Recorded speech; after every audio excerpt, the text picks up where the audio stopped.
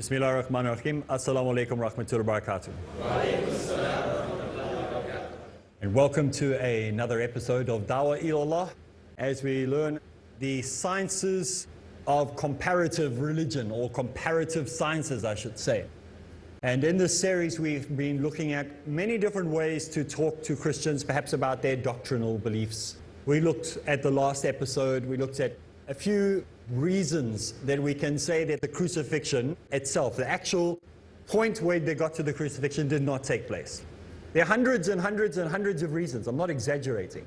And if you want to see those hundreds of reasons, instead of me going through them all over again, this was just a teaser where you can go watch it on Peace TV, which is the comparative show that we did called The Cross Questioned. If you've missed it, you haven't seen it, then you can contact Peace TV, and I'm sure they will tell you how to get the entire series. Today we are going to break from analyzing Christianity or any other belief system in the world. And again, like we've done a few times already in this series, it's time for introspection again. It's time for us to look at ourselves. We looked at a few episodes back. We looked at some of the qualities that are required for a da'i, and we said these things need to be restored or repaired in ourselves before moving forward as da'is. Today we're going to look at something else that you'll find very, very challenging when doing dawah. It is something that we find very challenging even in ourselves when we try to learn anything about Islam, any new concept. In this series, we spoke about what happens when this body dies. What type of body do we get? Is it going to be a spirit body? Remember we looked at that verse that the Christians say, unless you are born again, man cannot enter the kingdom of God, because flesh cannot enter heaven, only a spirit can. And so we looked at what that meant. And I said, we agree on that, but we don't agree on it in the sense that we're going to be some ghost floating around. But different people will look at that in a different way. We will have a body. We know that. We know it's clear in Islam that we'll have a body. What it'll be like, this only Allah knows. We know some information, like it will be much bigger than this. Much, much bigger. This is just a small little version of how great and amazing this body that we're going to get is going to be.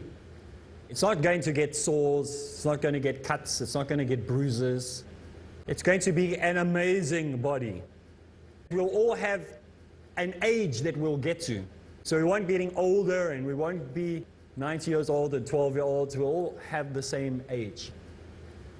So this is very important that I explain that before we go on today. When we look at any topic regarding the body, or the soul, or the hereafter, or the here now, a lot of how we see things depends on our culture. Our culture sometimes is projected in front of what we are hearing. So when you're talking to someone, they're hearing culture. They're not hearing words. So perhaps if you're coming from Asia and you're talking to someone from Africa, there is a cultural gap. Not an age gap, but a cultural gap. Because when you're speaking perhaps from Malaysia to somebody who lives in America, they don't have the same cultural understanding of terms you're using that you do. You're using them and thinking, because you're looking at it from your own cultural perspective, they understand what you're talking about. This happens so many times in dawah. I cannot tell you how often.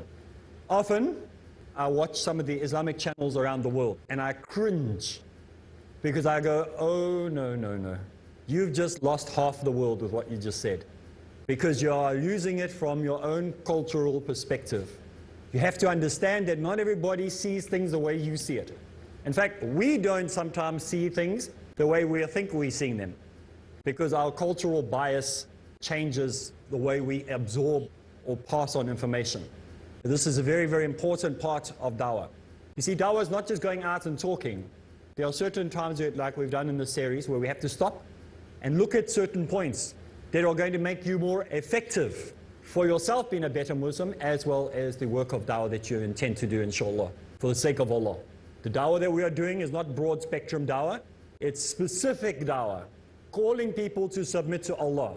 Yes, there are many other aspects to dawah, but in this focus of our series, we're only interested in one part of the dawah, of the many facets there are to dawah. So we're interested in dawah ilallah. So if I had to ask you today, what are the aspects that make up a human being? What are you? What would your answer be? If I had to say, explain who you are.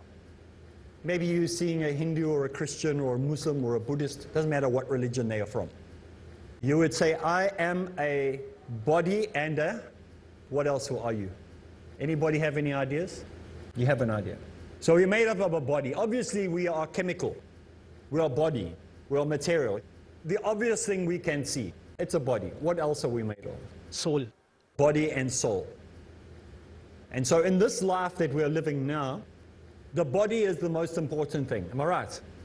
The soul is important, but if we get pain on this life, we get shot, somebody shoots us, the soul is not really affected. It's the body. In the life hereafter, in the form that we all take, the soul is more important than the body. And then there is another third step that takes place, which we'll leave it to the theologians to deal with. So in this life, the soul is smallest in getting injured, even though we can injure it by the choices we make. But physically, this is the most important, that we are physical beings here. And we have a soul. And we have something else as well.